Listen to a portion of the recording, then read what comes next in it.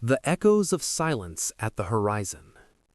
The heavy mahogany doors of Suite 402 stood wide open, swaying slightly in the draft from an air conditioner that was still humming at a steady 68 degrees. On the bedside table, a wedding ring sat next to a half-drained glass of sparkling water, the carbonation still fizzing faintly.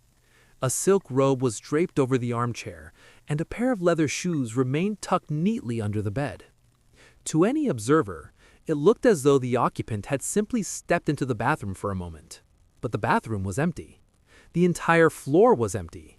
In fact, every single room in the massive 12-story Horizon Hotel was a tomb of abandoned possessions. There were no screams, no bloodstains, and no witnesses.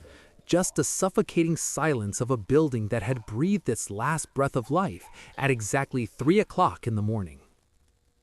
The Horizon Hotel had long been a jewel of the coastline, known for its brutalist architecture and its promise of total privacy. On the night of October 14, the register showed 124 checked-in guests.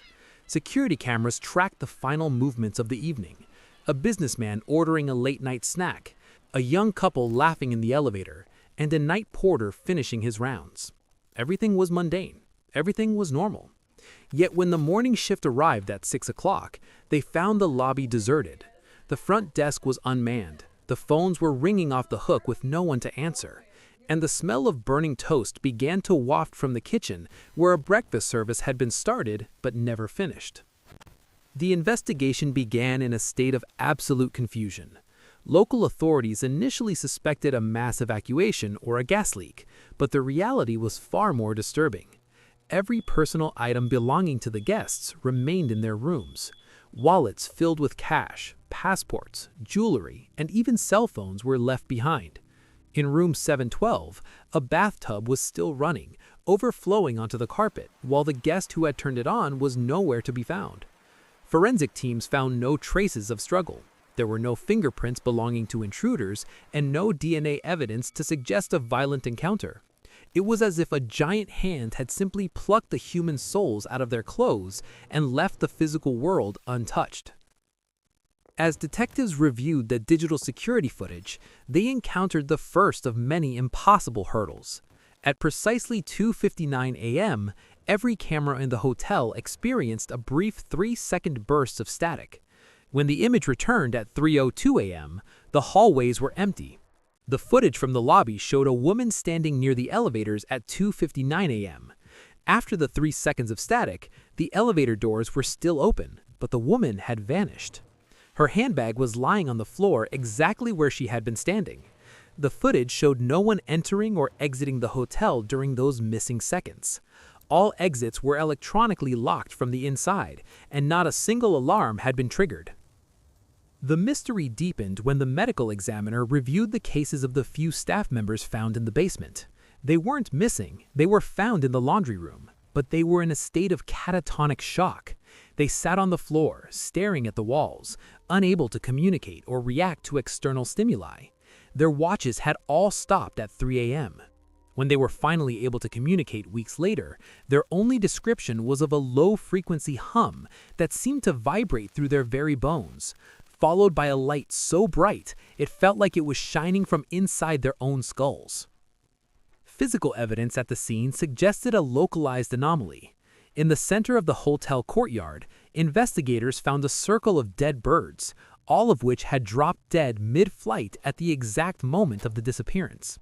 Their internal organs showed signs of extreme radiation, yet the hotel building itself showed no lingering traces of toxins or radioactive material. The surrounding city had noticed nothing. No power surges were reported, and no strange lights were seen by neighbors. The Horizon Hotel had become a localized vacuum, a rift in the fabric of the day-to-day world that had opened and closed in the blink of an eye. Conspiracy theorists and scientific researchers have spent years debating the cause of the Horizon tragedy. Some argue it was a botched clandestine experiment involving teleportation or cloaking technology, pointing to the hotel's proximity to a decommissioned naval base. Others suggest a rare meteorological event, a sonic burst that caused a mass psychological break, though this fails to explain where the bodies went. The most chilling theory remains the one whispered by the survivors of the basement, that the hotel sat upon a thin spot in reality, a place where, under the right celestial conditions, the veil simply tore open. Today, the Horizon Hotel stands as a gray monolith against the skyline, boarded up and abandoned.